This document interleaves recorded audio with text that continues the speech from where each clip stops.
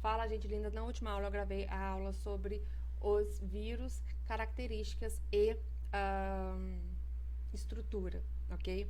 Antes de começar a falar das viroses mesmo, eu vou falar um pouquinho sobre as questões relacionadas a doenças e alguns conceitos que podem aparecer, tá? Durante as questões. Primeira coisa que eu tenho que falar em relação a provas, a questões.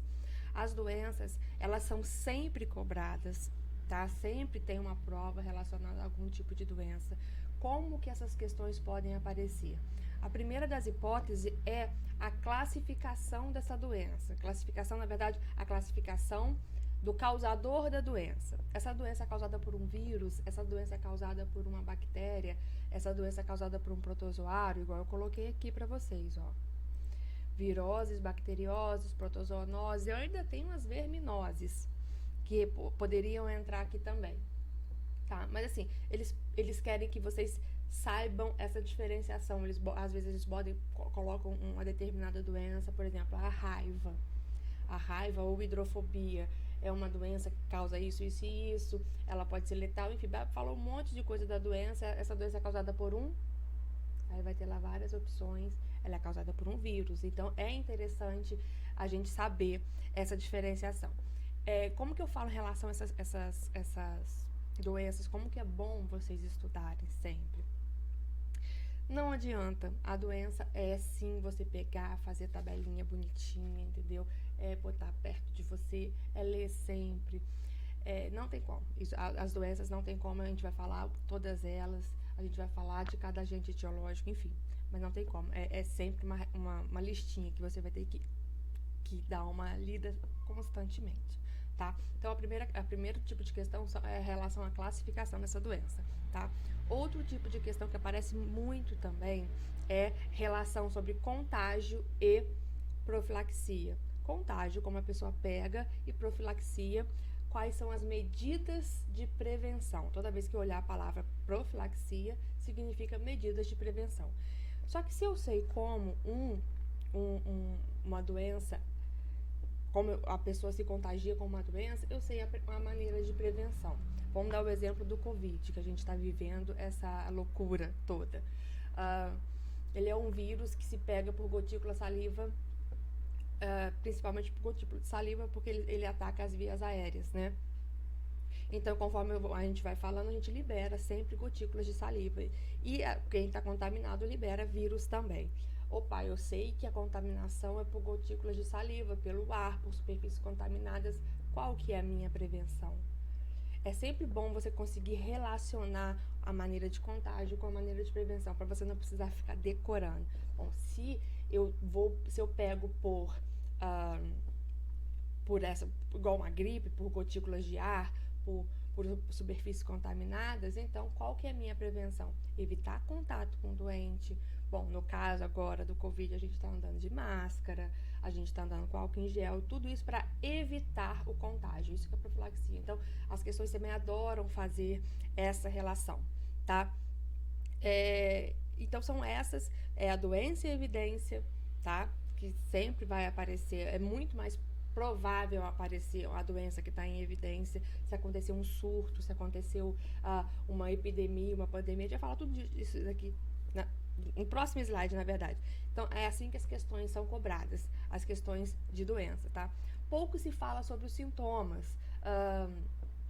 Falar, professora, não precisa estudar os sintomas? Precisa sim. Mas em relação às questões sobre doenças, os sintomas são os que menos... Ele está lá no finalzinho da listagem do que é pedido, tá? Muito pouco se sabe, muito pouco se pede sobre os sintomas, tá? Vamos falar agora sobre alguns conceitozinhos básicos que às vezes faz uma confusão na hora de fazer a questão e às vezes por uma palavrinha que a gente... nunca escutei essa palavra. A gente erra a questão, tá? Vamos lá. Agente etiológico, é o único que não tá. O agente etiológico, toda vez que você escutar esse termo, eu estou me referindo ao causador da doença. O agente etiológico da dengue é o vírus da dengue. É um vírus, que é a classificação, vamos dizer, é um vírus da dengue. Ele não tem um nome específico, o vírus da dengue, mas vamos da AIDS. Qual que é o agente etiológico da AIDS? O vírus HIV, ok? Então, o agente etiológico é aquele que causa a doença, tá? Vetor é aquele que transmite a doença, tá? Quando eu tenho um vetor, eu tenho vários hospedeiros, tenho hospedeiros diferentes. O vetor, vou colocar na dengue, vou dar o exemplo da dengue. O vetor do vírus da dengue é a fêmea do Aedes aegypti, ok? Opa, então é ela quem transmite a doença, ok? Então o vetor transmite a doença. Eu tenho artrópodes? Tenho, mas eu tenho outros vários tipos de seres vivos que podem servir como vetores também, tá? Bom, quando eu falei que eu tenho vetor, uma doença, quando eu tenho um parasita, vamos dizer assim, eu tenho o parasita e o hospedeiro. O hospedeiro é aquele que abriga o parasita, no caso, eu vou chamar com um termo técnico o agente etiológico, ok? Então, o hospedeiro, ele abriga. Só que eu tenho alguns tipos de hospedeiros aonde os parasitas estão. Eu tenho o hospedeiro definitivo, que é quando o parasita se encontra dentro desse hospedeiro em sua fase sexuada, ok?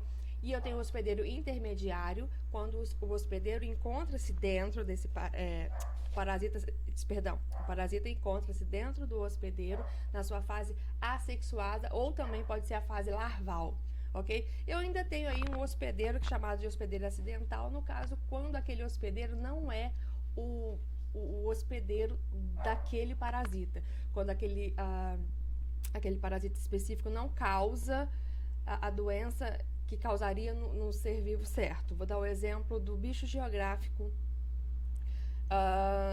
do bicho geográfico em seres humanos.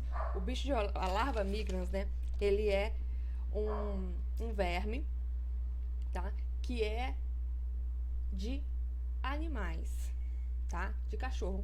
É um verme que abriga o intestino do cachorro. Só que quando ele encontra uma pele para entrar, vamos dizer assim, ele passa para dentro do nosso corpo, sim. Só que ele não vai para o nosso intestino, então, é porque ele não encontra a fisiologia que ele precisa para, enfim, para fazer o mal que ele tem que fazer, para parasitar, ok? Então ele causa outros sintomas. Isso eu falo de um hospedeiro. Isso que é o hospedeiro acidental.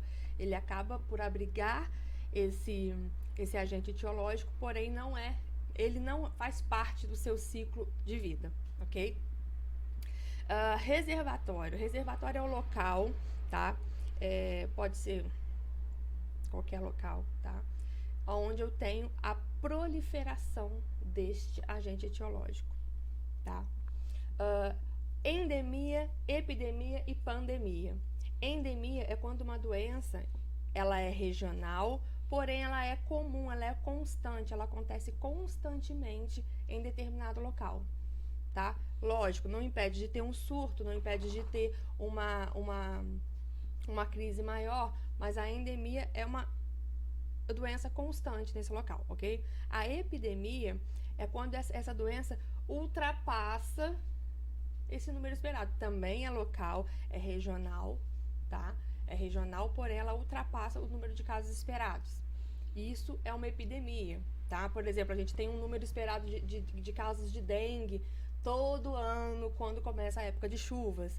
Quando esse número de casos ultrapassa o número esperado, a gente chama de epidemia, tá? E pandemia hoje é um termo bem mais simples de falar, porque a gente está vivendo a pandemia é quando essa doença, ela atinge níveis globais, tá? Ela se espalha de tal maneira e com tal força que ela atinge níveis globais, ela consegue atingir todas as regiões do planeta, tá? No próximo vídeo eu falo sobre as doenças virais.